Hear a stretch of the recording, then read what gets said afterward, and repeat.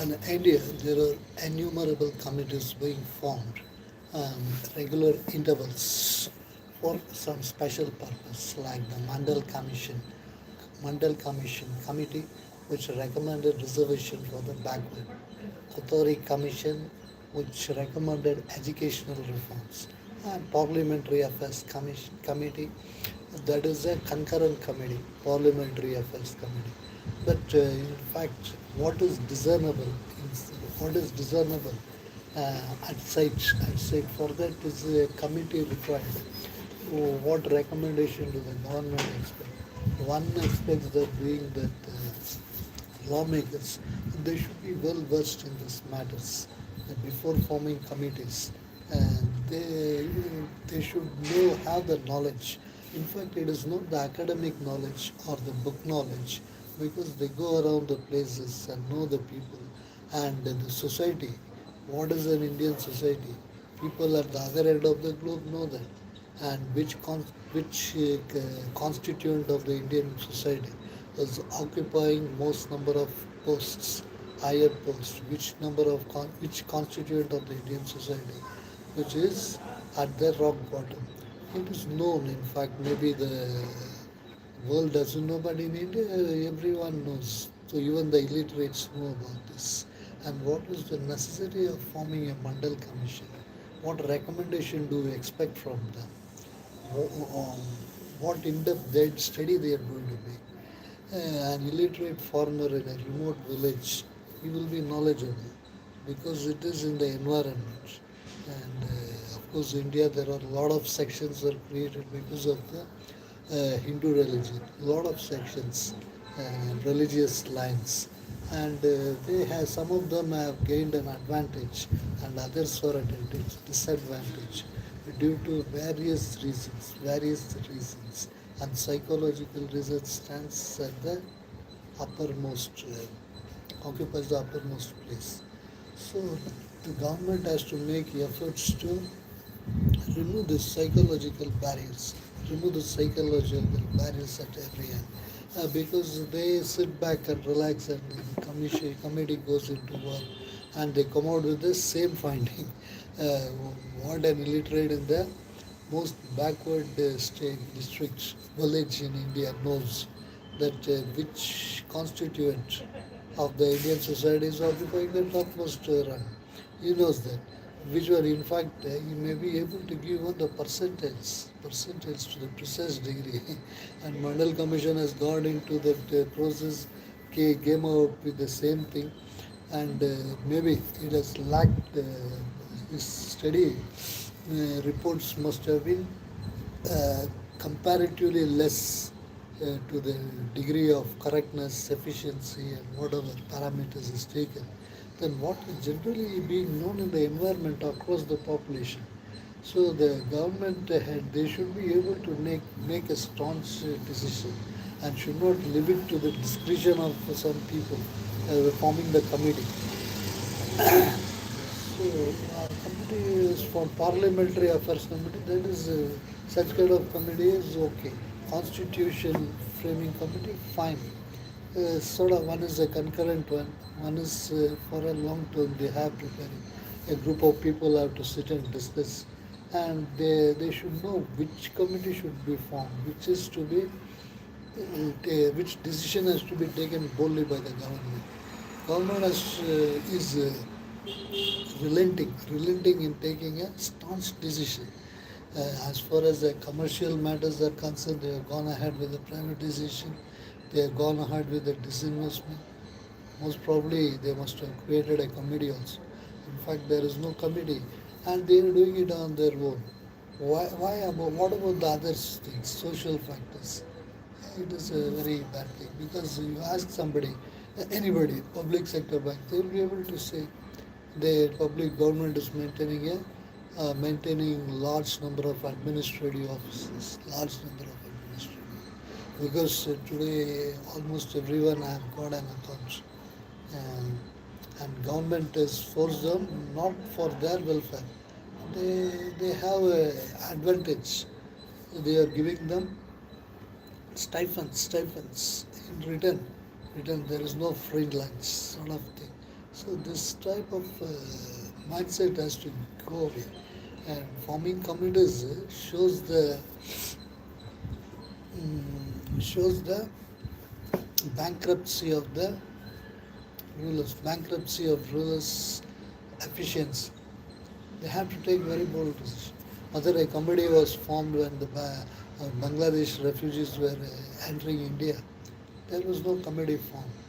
The government took a bold decision. We cannot drive them back because the Pakistan soldiers are killing them, raping the women. A lot of crimes are going on. And at the same time, we cannot retain them here also because Indian population are themselves going are poverty stricken.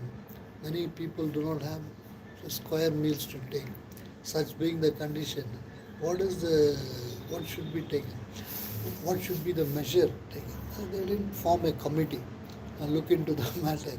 And the government they themselves took out the decision. Uh, for the time being, at that time, that matter what appeared to be most appropriate they have taken. Maybe it has boomeranged in the later periods. Maybe fingers can be pointed out. At that time, very intriguingly, Americans were not for the war. In fact, they were supporting the Pakistan army, in spite of knowing the atrocities committed against the Bangladeshi civilians, Bangladeshi army, Bangladeshi ruling establishment. But at the same time, it has to be viewed in what mindset they have seen, at what level they have seen this, how it is going, why this is taking place. Because they cannot intervene in another sovereignty, another sovereign nation. Maybe that is a civil war, sort of a civil war. America has gone into a civil war for 4 years, 4 or 6 years, a long duration. So that being the case, what is happening in Bangladesh, it was not a very big issue for them. They have themselves gone through this process. So they have not, that was not a factor to be worried. That was not a something like human rights violation or anything. Internal factors, civil war is going on. So that way, what has happened in their country, civil war has taken place in their country. And that must be the deciding factor to still support Pakistan when they were invading Bangladesh and killing the people, large numbers. Today's newspaper also it comes. And today what happens is across the world such things are happening, such things. It has proliferated. Once it happened in Bangladesh and again after the World War, a lot of Western nations it was happening and West European, East European nations. There were that dictatorship came up, civil war. So all these things, one powerful nation will not intervene. So in fact, they will not be able to bring an order even if they happen to intervene. So they have left to the discretion of the people themselves. Okay, fight out here or civil war, both are fighting. Who is the correct person? Because the ruling establishment seems to be um, on the wrong side. They are enjoying all the riches. People are poverty stricken, East Europeans. Naturally, it is going on. And once Russian Soviet Union broke up, there was no civil war because Moscow did not try to get the people back into that fold. It did not. It rather okay. Because at that time, who was the president there? Elsin.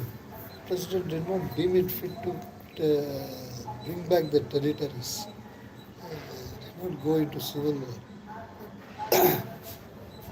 because they knew that was the first time that democracy had come into Soviet Union, democratic traditions, and when democracy came, they realized they were all against the communist rule. In fact, the propagators of democracy, they were all against the communism, communist rule, and they were all voicing their concern that a lot of atrocities were being committed And in fact, they must have welcomed that Russians, they have their own territory.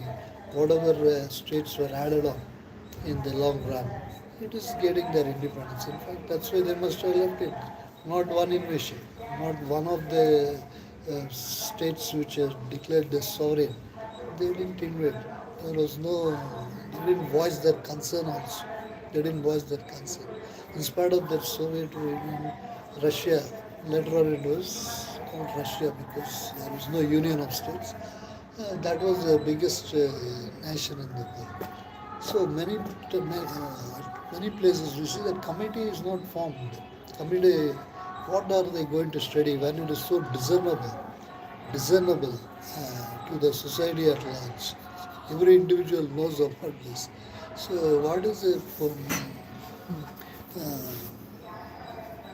committee going to give? Input committee is going to give. So this practice has been followed in India, even for interest, interest enhancement in savings bank. They must have created a committee. Uh, Banking reforms coming. Banking reforms. What has happened? That is also discernible. If you ask anybody, they will be able to say what is the banking setup, how people are there. Railways, railways privatization. The government appoint a committee because whether for privatization, no committee, because wherever it is congenial for them, they appoint a committee. Uh, of course, railways privatization is taken up, and in fact, the catering services and such kind of things are being privatized. Signaling devices, other things, secondary works are privatized. Maybe in course of time, the whole thing may be privatized. Railways happen to be the largest employer, still the largest employer, and of course. They are not going into individual matters because they are taking the bold decisions. They are not taking a backup, relying on the backup of the committees. So whatever committee is required on concurrent basis, and especially which is very difficult to decipher, there you can maintain committee. Otherwise, it serves no purpose. It serves no purpose other than giving the same input, whatever is known. Only thing the responsibility is shifted. Government is trying to shift the responsibility to a group of people. Group of people.